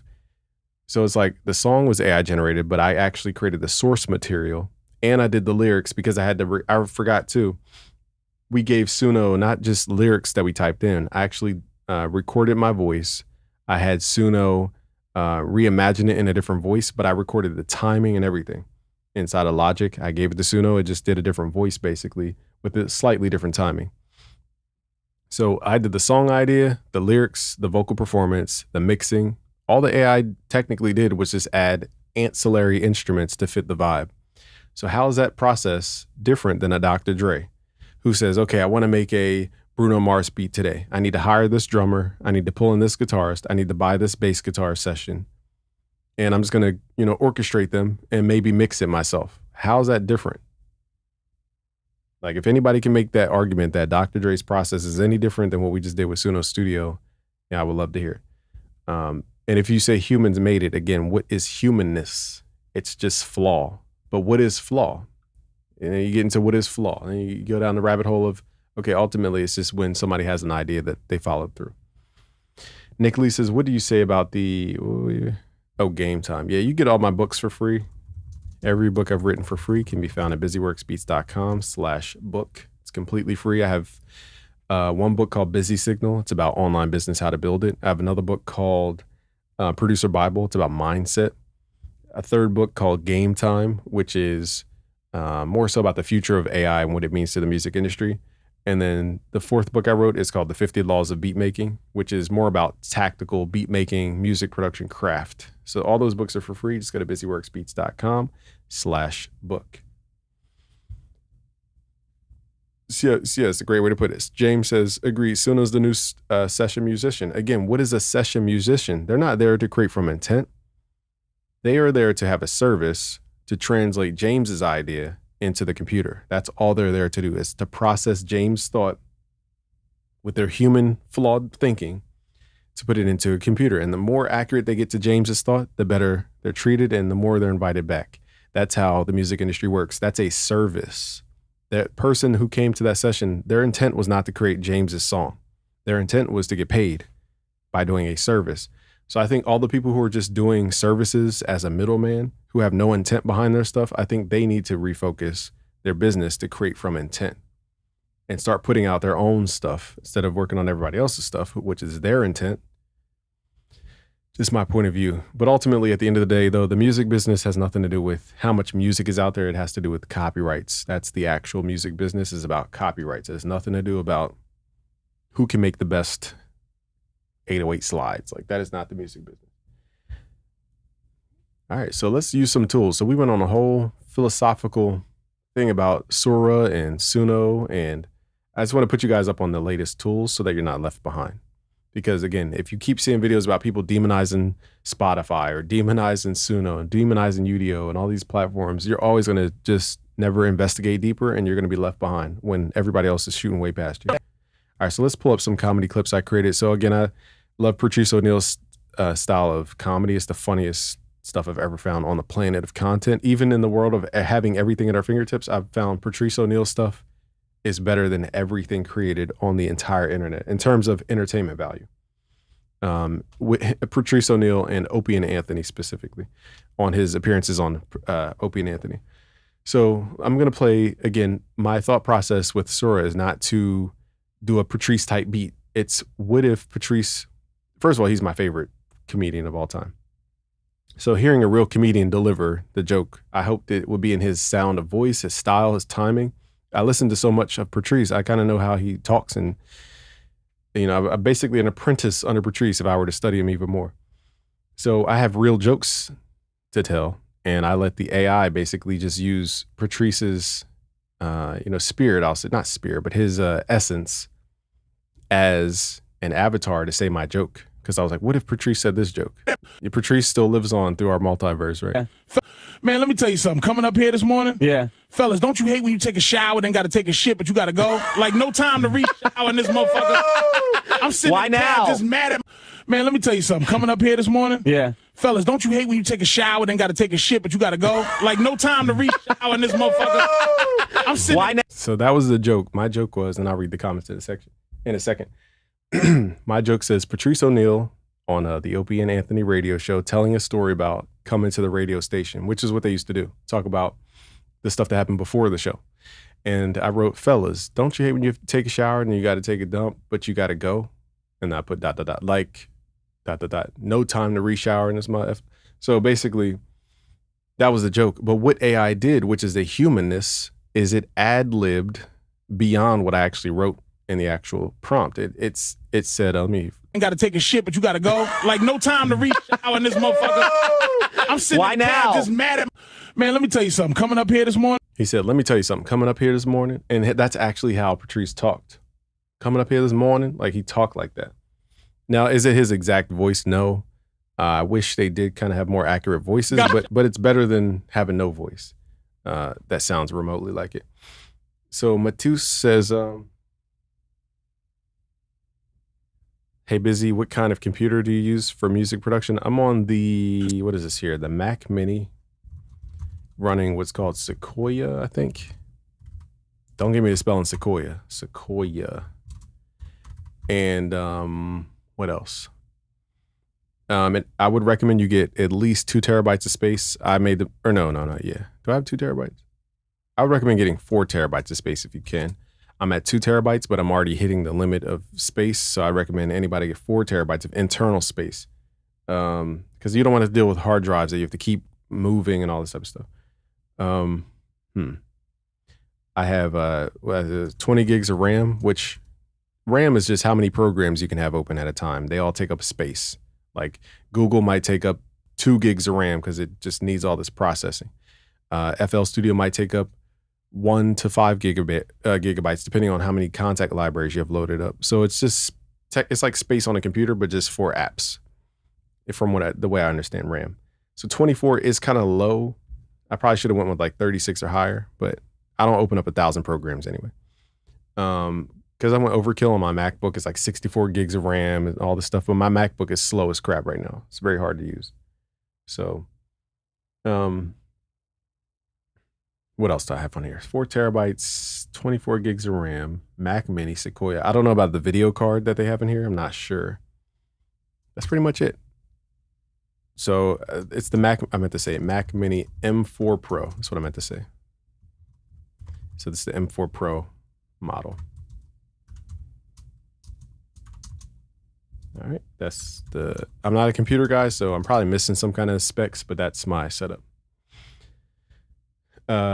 Gene says, only people that hate Suno are those with stuff to lose. All those major companies that bought catalogs for millions will be obsolete because we can make our own samples now. Funny enough, a dude who runs or manages a catalog wrote in my comments, let me see if I can find it. I said, oh, they're upset because, and let me just be blunt with it, and hopefully this person doesn't get offended because I'm just speaking truth. You know, if somebody critiqued my business, I'd be like, there's tons of flaws in my business. It is not perfect at all. Let me see if I can find that comment the guy made. Hold up, y'all.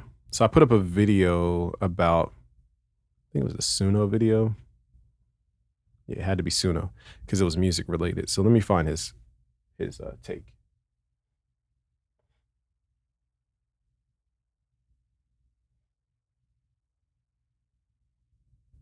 Man, I don't know if I can find it. But let me switch screens. But basically I wish I had the exact example.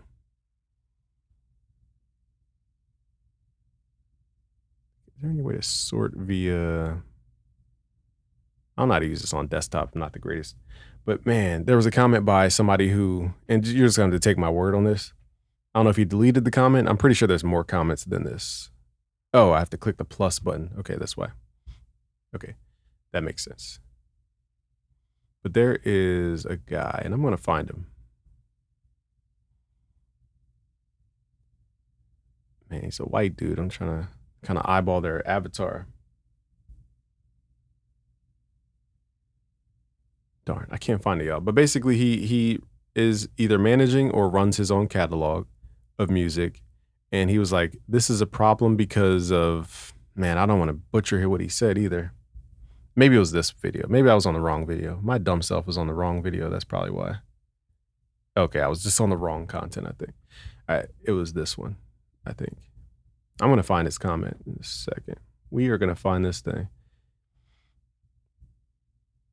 We're going to work together as a group. So it wasn't a long comment. I know that for sure.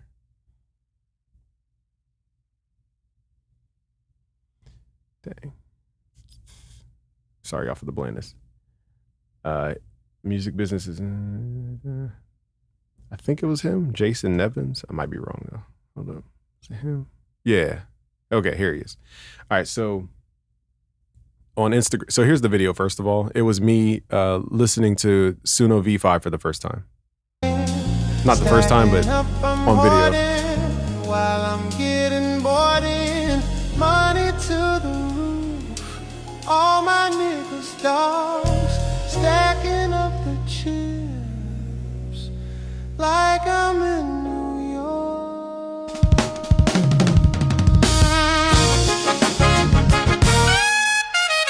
All right, so I played, I basically showed Instagram what we've been doing on YouTube. So Jason Nevin says, music business is completely done toast. You don't need any knowledge or skill in music at all anymore. So that's what he said. And then I said, do you think the audiences will connect with it? And he says, yes, they already have. It's a huge platform, just a little technical knowledge needed, no music expertise needed, and that's the problem. Anyone can make a hit sounding record with no skill, so it ruins the playing field for those that are truly talented. And my retort to this is it about musical skill? Like I said earlier, guys, if it was about musical skill, jazz would be the number one genre. I don't think that's what it comes down to, is how much talent or skill somebody has, or that it's human. I think it comes down to intent. Who has intent when they create? And now I looked at Jason, and I'm not bashing Jason because we're connected.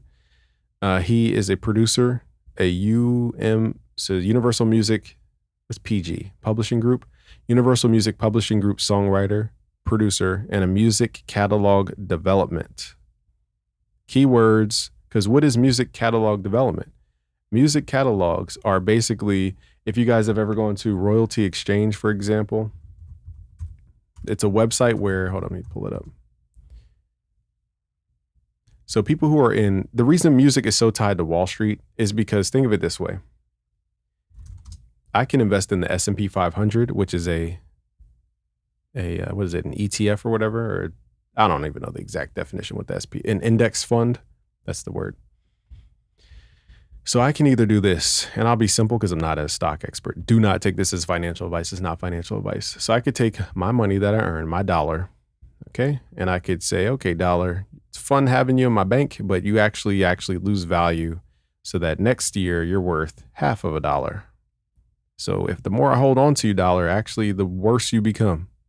So it's better that I take this dollar and I put it in somebody else's garden called stock in this case. I'll just say stocks. There's a lot of ways to invest, but let's just say the S&P 500, okay, which is a very common index. Okay, S&P 500, QQQ, what's the other one? Vanguard index. So the S&P 500 is a big garden, okay, where they kind of move money in and out with velocity. It's called velocity of money and all this. I'm not an expert.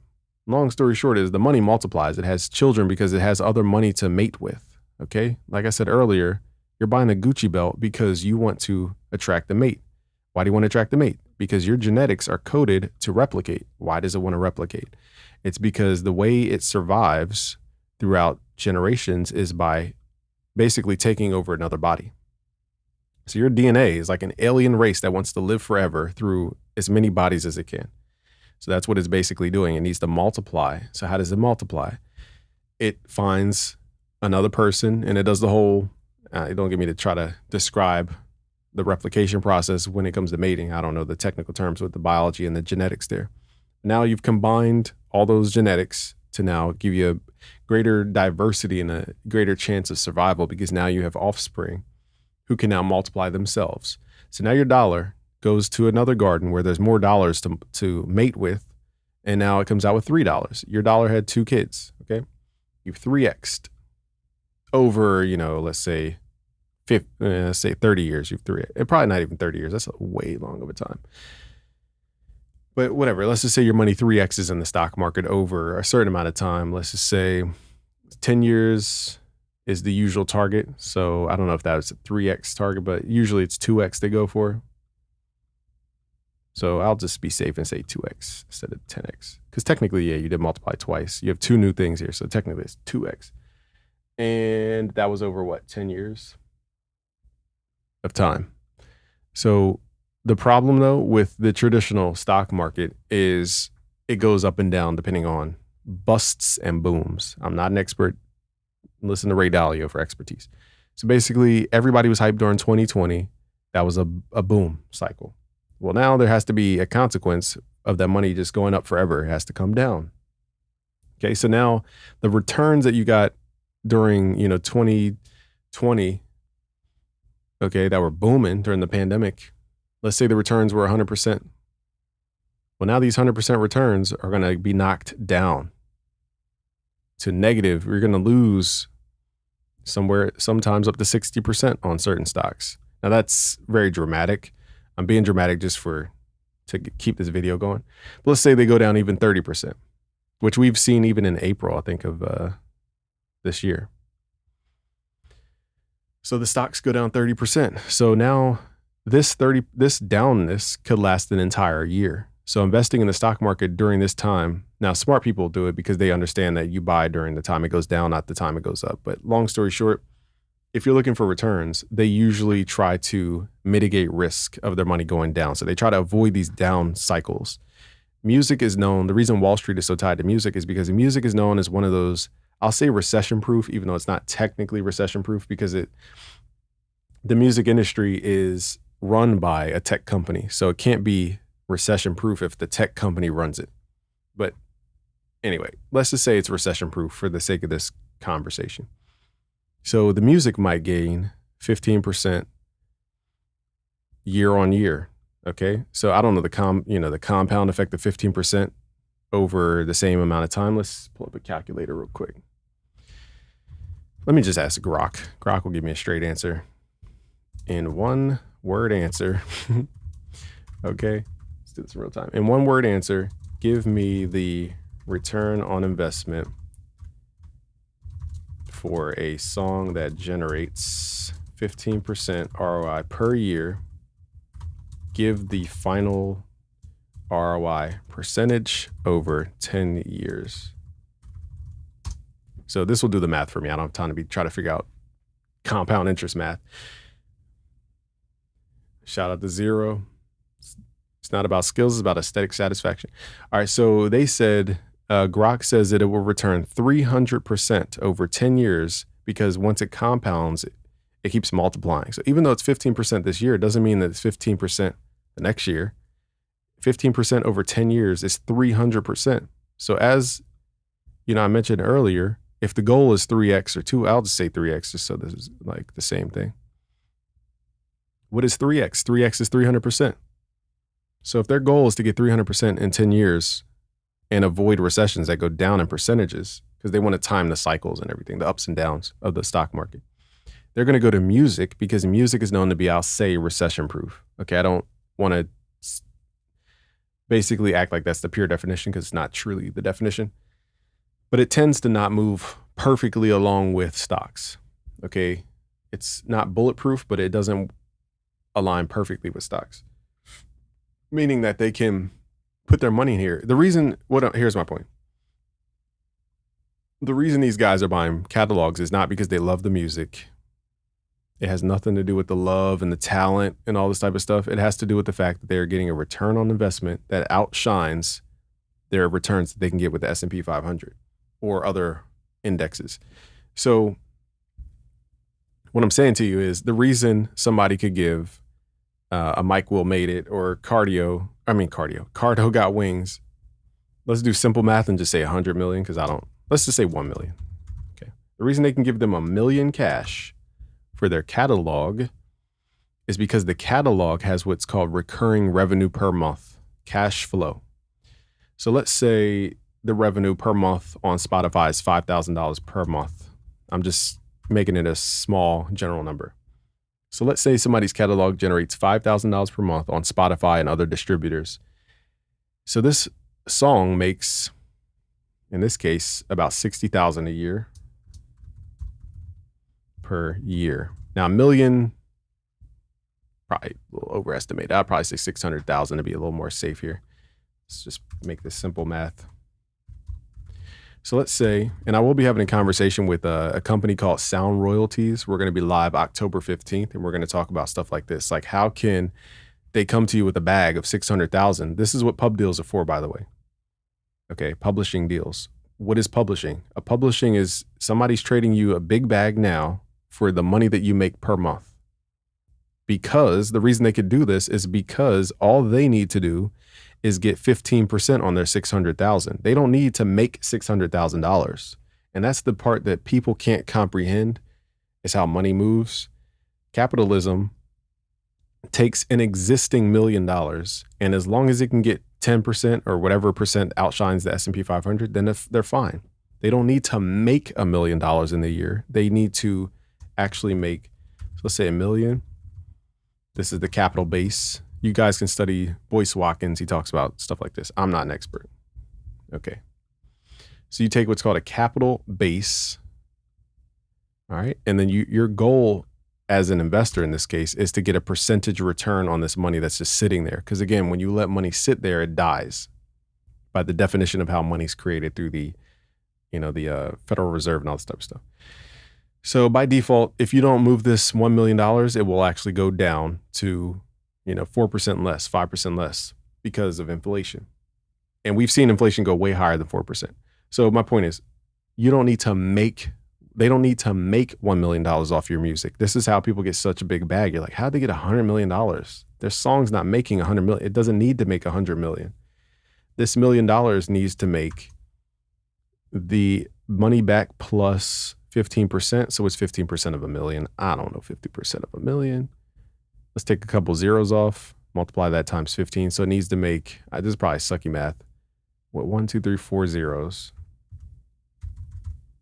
$150,000. That sounds about right.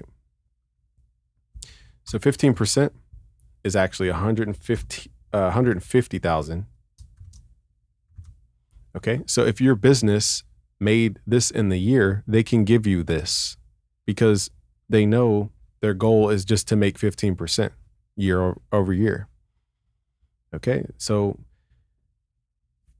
that's the game. That's how they can create these huge bags for people. Now they might have your 15%. I mean, they might have your revenue tied up for 10 years. So they're getting way more than 15%. As you guys saw, 15% over 10 years is 300%. It's not 15%. So if you just would have held on to your own music, you could have gotten the cash flow from it. But the question is the velocity of money, okay, and the return on investment. So that is why these companies are giving out huge bags for music because one, again, I'm generalizing here. I'm not saying this is fact. It's basically recession proof. The thing people run to in hard times is stuff to make them basically forget about the hard times, which is music and film. So that's usually why the music industry and the film industry were safe, the traditional industries, okay? And what people do is they buy up catalogs, not because the talent and the art and the humanness and the time it took, they don't care about any of that. They care about preserving their capital. That's it. It's about money and return on investment. So when people are threatening this a point of view, for example, Wall Street can come into the music industry and have no music taste at all. They buy up your catalog at something like Royalty Exchange, for example. I don't know if they have the listings anymore, but here's a listing, for example. You can buy Listerine mouthwash royalties. That's random. Okay, you can buy, let me see if there's you could buy Kevin Gates, Fat Joe, Chris Brown, and more. The listing price is $75,000. And the earnings, you may ask, okay, well, the earnings were only $26,000. So how am I paying $75,000 if the earnings were only $26,000? It's because investing calculates in time. Okay, so you're not looking at just the last month or the last year, pardon me. You're looking at what will this do in 10 years?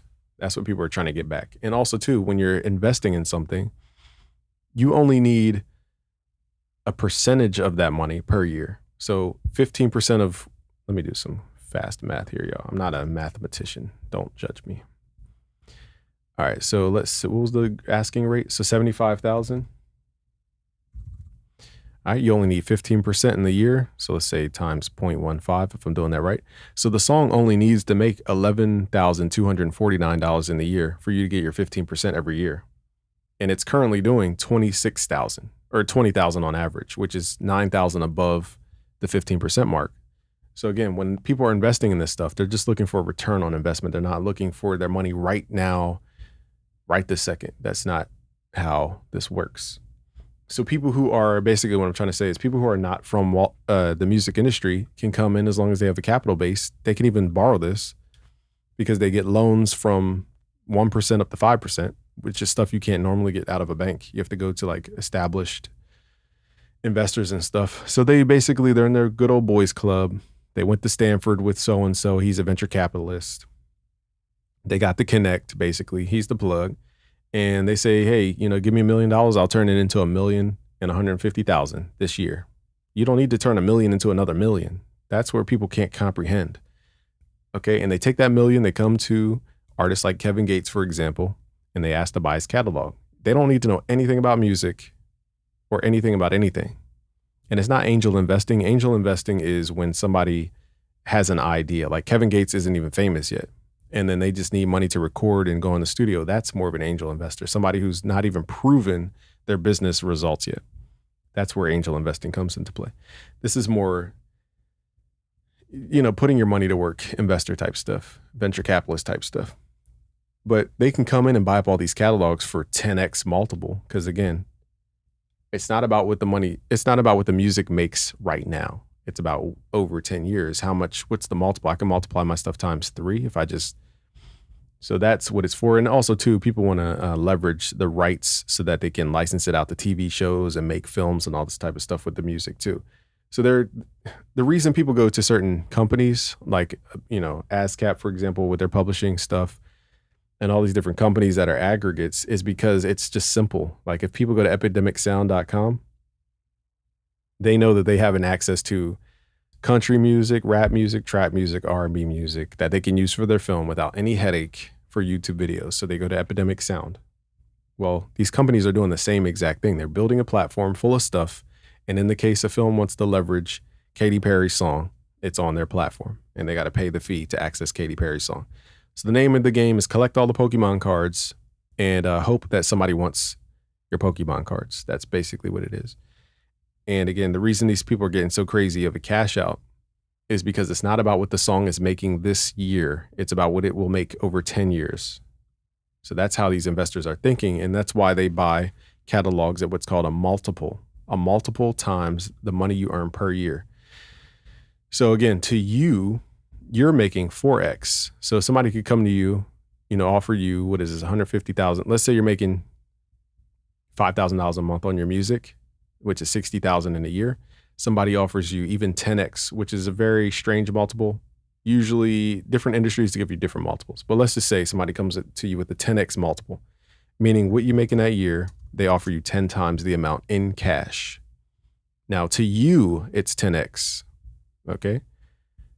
600,000, but to them, it's 0. And that's what you can't comprehend until you kind of get into investing. To you, because they're above you, you're looking upward. Okay. So the same way, let me put it this way. The same way if I go from 100, I go down to 50, I just lost, you guys can do math, 50%. Now, if you go from 50 up to 100, it is not the same distance. 50 to 100 is a 100% gain. And that's why the stock market is so important. It has to go down so that when it goes back up, it's doubled. That's the game. When you go down 50%, it's actually going up 100% the other way to return back to the same exact value. And that's why money velocity is so important. So again, like I said, to them, they're basically at 0. To you, you're looking upward 10x. So their goal is to take this 600,000 in this case and just get whatever percentage I said, 15% of this every year. They're not trying to make this exact amount of money back. They have to do that to break even. But again, that's where the long game comes into play. But they're trying to make per year only 15%. But to you, there is no percentage. You're just making cash flow. Hopefully I'm making sense to somebody. So that is the whole game of royalties in the music industry and why a person like a Jason Nevins might say something like this. And I'm putting words in his mouth. We didn't have a conversation. I've never met him in person, have had a phone conversation. So I don't want to overly paraphrase what he's saying here. But when he says stuff like the music business is completely done, toast, you don't need any knowledge or skill in music at all anymore. And then I said, do you think the audiences will connect with this? Meaning AI Suno Music. And then he says, yes, they already have. It's a huge platform. Just a little technical knowledge needed, no music expertise needed, and that's the problem. Anyone can make a hit sounding record with no skill, so it ruins the playing field for those that are truly talented. But again, my argument back is, what is talent, and is that the thing that people actually care about when it comes to music? And then I checked out Jason's his portfolio of titles. He's a producer, Universal Music Publishing Group songwriter, and he's a music catalog developer. So like I said, this threatens music catalog developers because their whole game is buying up all the Pokemon cards so that people have to pay them to access the Pokemon card. But what if people can create their own Pokemon cards? And that's the game that I think is being not ruined, but contested, because now people don't have to run to their catalogs to license an overly priced Katy Perry sample for 30 seconds for their film. Now they could just generate it themselves, assuming that, you know, all this stuff gets cleared in the next coming years. So that is why, you know, this whole explanation as to the money of music, you know, this is why people are up in arms, because it disturbs their whole business model. Okay. And mostly it's people who are not even in the music industry, or the music, like they don't make the music. They're just here to invest in the music. One last tool I'll show you guys is called Mixboard. And this has been really pivotal in the way I'm creating my products. So all you got to do is give it a reference image, which I used the reference of the Godot Classic Vengeance art. I think super classic. And you basically click on it and say, make me product art. And then I'll say product name, and I'll put it in quotes. So let's say the product name is, I don't know, Love Bug. Okay, samples for hip hop. And it will take a matter of seconds, and it will generate, based off of that styling and what it thinks you like about that picture, it will generate another thing very quickly. So here's the product art, just like that. You could download it. Let me open up this full screen so you guys can see. So it looks small on the screen, but when you open up, it's actually full screen, pretty high quality. So this is the Love Bug hip hop samples, just like that. You have product art. No more downloading random assets off the internet, needing templates from Photoshop. Now, what I do is I combine it with a mock-up file templates that I've actually purchased, or that you can find free online. Actually, they were actually free. So I'll take this artwork and I'll plan it inside of a mock-up template. All right, y'all. So I gotta go. My son is gearing up.